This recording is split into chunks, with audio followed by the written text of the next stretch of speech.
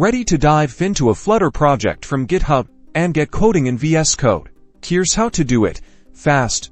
First, open Visual Studio Code. Make sure you have the Flutter extension installed. You can check this in the Extensions panel now. Head over to GitHub, find the Flutter project repository you want to work on. Copy the repository's URL. This will usually be found by clicking on code, then copying the HTTPS or SSH link. Back in Vscode, look for the Clone Repository option on the welcome screen, or find it in the Source Control section. If you already have a project open, click that button. Vscode will now ask you for the repository URL. Paste that URL you copied from GitHub into the input area, then select a folder on your computer where you'd like the project files to be stored. Vscode will start cloning the repository. Wait for the process to complete.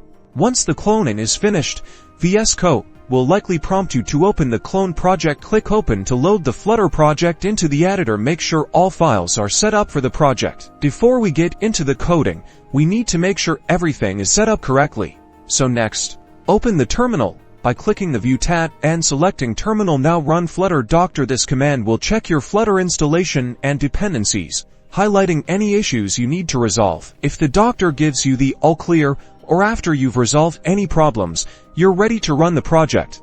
Locate and launch your favorite emulator, whether that be an Android, iOS device, or even a web browser. Then you can click the green Run button in the top right corner or run the selected file directly from the debug menu. This will launch and build the project. And there you have it.